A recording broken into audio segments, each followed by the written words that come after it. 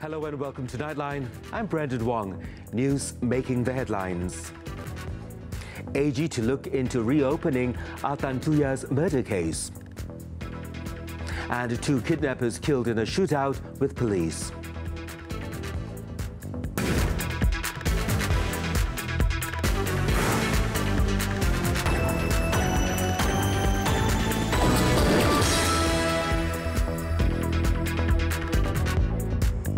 Good morning. Millions of people across the globe will be celebrating Christmas on Wednesday, and that includes Christians in Malaysia. And Tun Dr. Mahathir Mohamad took time off his busy schedule to express his warm wishes to all Christians in the country. In a short video message posted on his official Facebook page featuring him signing Christmas cards at his official Putrajaya at his office in Putrajaya, the Prime Minister and his wife, Tun Dr. Siti Hasmah Muhammad Ali, also extended their wishes to all foreigners celebrating Christmas in the country.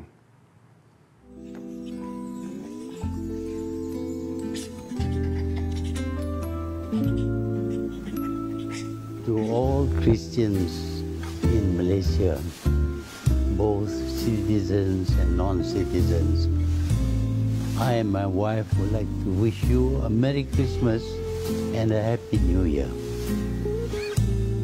Thank you.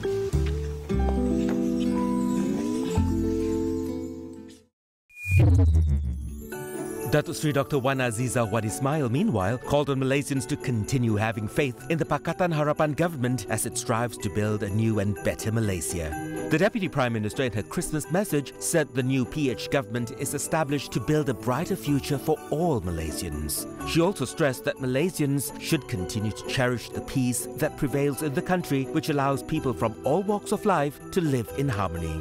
The Pandan MP also called on Malaysians to continue giving to the less fortunate.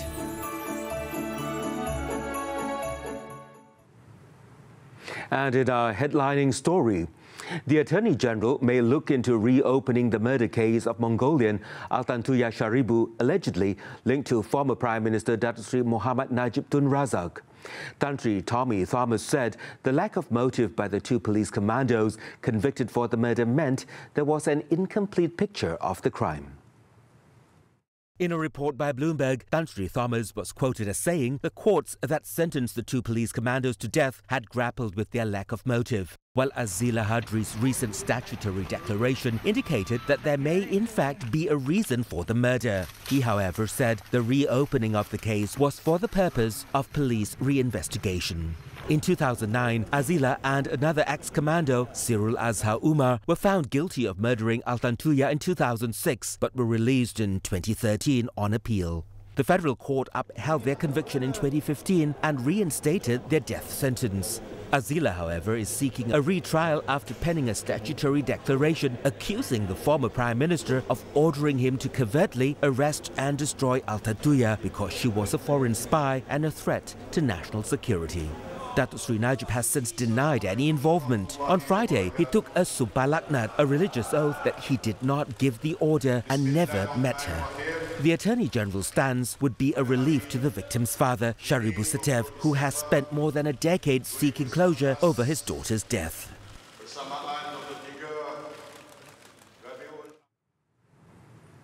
2 kidnappers were shot dead early Tuesday morning during a shootout with police after a businessman was kidnapped for ransom.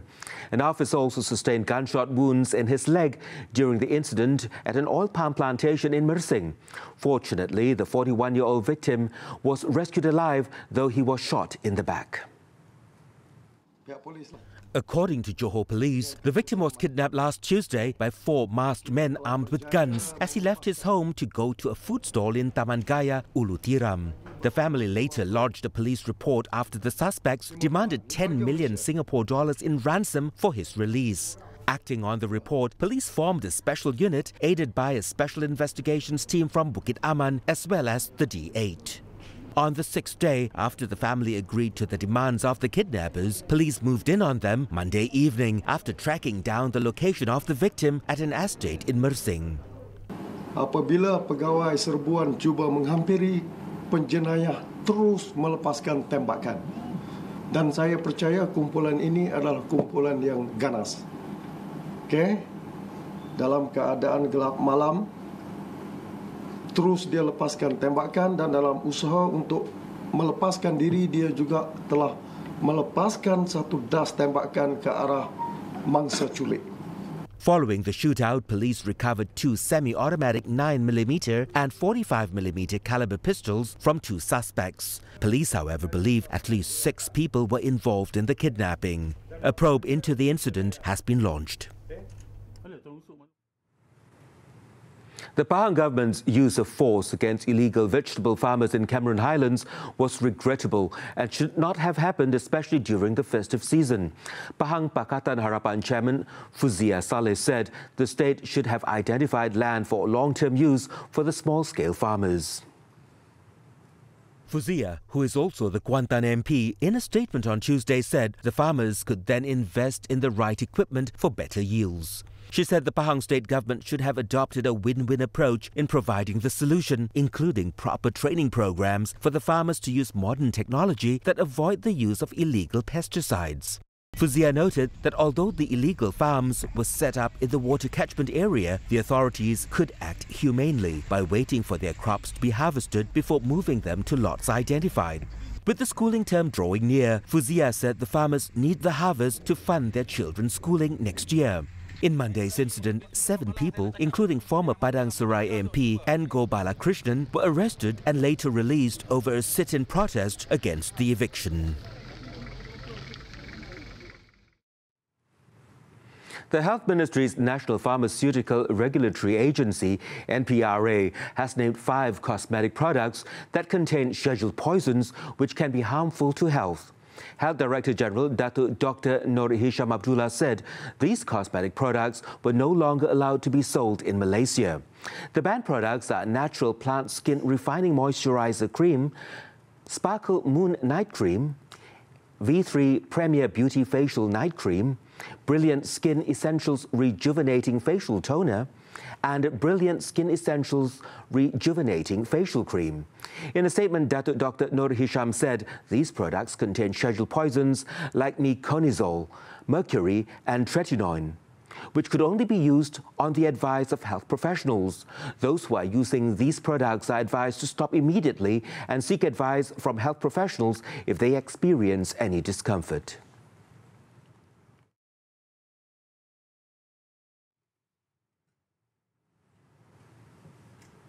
Updates on the water supply disruption in the Klang Valley. The restoration of water supply to areas in Petaling, Hulu Langat, Sepang and Putrajaya affected by odor pollution in Sungai Semenyih has reached 56.9% as of noon Tuesday. According to Pengurusan Air Selangor Sendirian Berat, water supply for affected consumers was restored in stages depending on geographical position and altitude of their premises. This means areas near the distribution system are expected to receive supplies sooner. Air Selangor has also intensified assistance to the affected areas by mobilizing 72 water tankers and 21 jumbo tankers. The Bukit Tampoy water treatment plant had resumed operations at 9 a.m. Tuesday, and pumping and stabilization of the distribution system were underway, while the Sungai Semenyih water treatment plant had resumed operations at 1 p.m. Monday.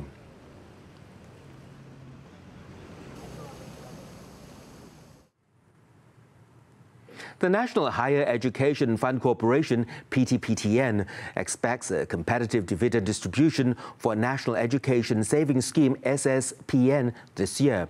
Its chairman, Wan Saiful Wanjan, said the expectation was based on the good current performance. As of the third quarter of 2019, 4.26 million accounts have been opened since the launching, with total savings of nearly 5 billion ringgit so far. In terms of new accounts this year, 347,709 accounts have been opened until September 30th, 2019. SSPN recorded 51.50 million in accumulated investment profits as at the third quarter, a 25.9% increase over the same period last year. The fund will announce the 2019 dividend in mid-January.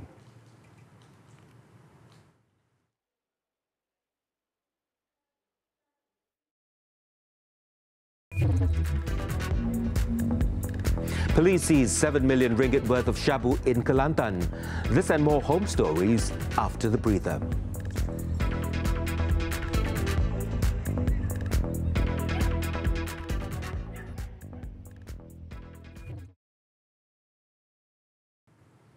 Welcome back. Some 100 kilograms of drugs believed to be shabu was seized in a police operation at Kampung Lubuk Gong, Rantau Panjang, Kelantan. The drugs, valued at about 7 million ringgit, were recovered following a high-speed car chase Monday. 2 suspects, however, managed to escape. A team from the 7th Battalion General Operations Force, PGA, came across a suspicious-looking Mitsubishi Triton at about 8:30 p.m. and tried to intercept it. The PGA personnel were prompted to chase after the vehicle when the driver suddenly sped off. The pickup truck finally stopped at Kampung Tasik Permai in Lubuk Gong, where 2 suspects fled into a nearby swamp. Pihak polis juga telah menjumpai dokumen pengenalan diri. 1, card. Salah seorang suspek yang berjaya melarikan diri.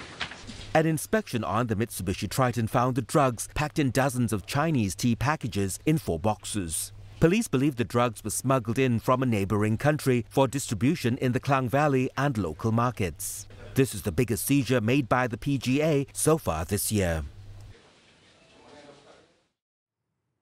The Johor Customs Department has thwarted attempts to smuggle contraband cigarettes valued at 12.49 million ringgit, including tax, in 2 separate raids. The raids at the Tanjung Pelepas Port and the Sultan Abu Bakar Customs, Immigration and Quarantine Complex was conducted on December the 15th and December the 23rd. Its director, Datuk Muhammad Hamidan Mariani, said on December the 15th, the department seized a container from a Chinese vessel at Tanjung Pelepas Port at about 10 a.m. and found 1,030 boxes containing 10.3 million cigarette sticks. The vessel declared that it was ferrying a cargo of furniture to Senai. However, upon inspection, authorities found a 40-foot container filled with U2 branded white cigarettes.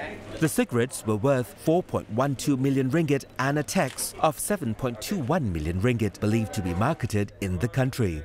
The department also detained a 44-year-old local man to assist with investigation into the case. Meanwhile, in the second raid, a lorry driver was detained at the Sultan Abu Bakar Complex Inspection Bay for export at 7 a.m. Monday, and the department seized 300 boxes containing kretek and white cigarettes.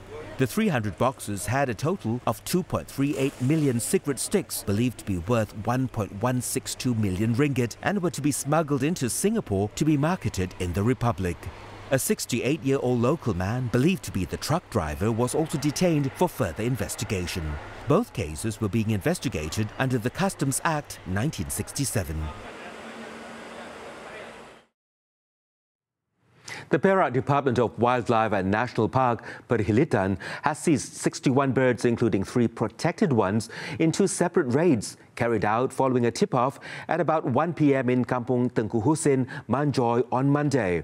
According to its director, Yusuf Sharif, some 24 blue-crowned hanging parrots, 11 blue-naped parrots and a long-tailed parakeet were seized in the first raid in Jalan Taliapi.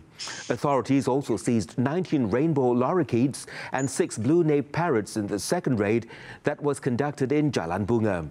During the raids, 2 men aged 40 and 43 were also arrested for failing to display any valid permits or licenses issued by Perhilitan. Both were taken to the Manjoy police station and were later released on police bail on Monday night. The case was being investigated under the Wildlife Conservation Act for keeping protected wildlife without a license, which carries a fine not exceeding 50,000 ringgit or jail not exceeding 2 years or both.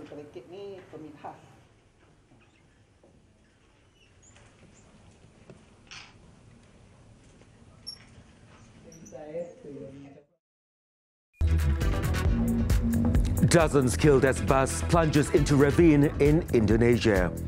More on this when we return.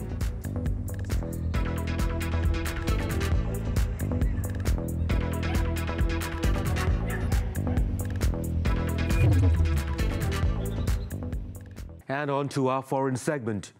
Iran has unveiled a redevelopment of its Arak heavy water reactor on Monday, a move that will not breach international restrictions on its nuclear program, but is expected to inflame tensions with the U.S. Iran's head of the Atomic Energy Organization, Ali Akbar Salehi, invited the media to watch the unveiling of a secondary circuit in the facility, which was built to produce the heavy water used as a moderator to slow down reaction in the core of nuclear reactors. Iran has been reactivating parts of its nuclear program in protest at the United States' withdrawal last year from an international deal meant to limit the republic's ability to develop a nuclear bomb. Washington says its withdrawal and decision to reimpose sanctions lifted under the 2015 deal will force Iran to agree to a broader pact. Tehran, which has always said its nuclear work is for power generation, medical work and other peaceful purposes, says it will not negotiate until sanctions are lifted.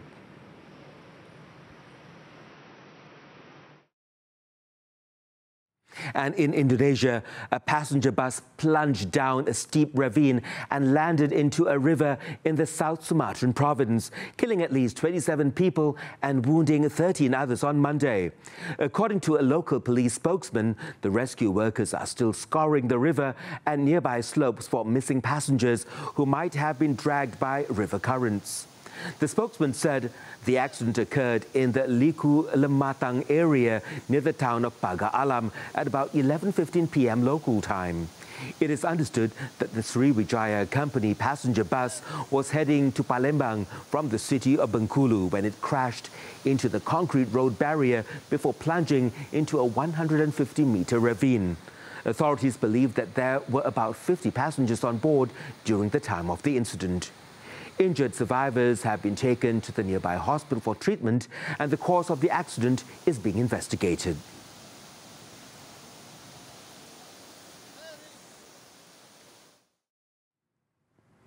Indian authorities stepped up security and shut down the internet in various places on Tuesday, while members of the ruling party planned marches backing a new citizenship law, even though nationwide protests against it are escalating. An Interior Ministry official said the government expected all state security officials to be on duty on Christmas Eve and throughout the holiday week. At least 20 rallies in support or against the new law were scheduled in different cities.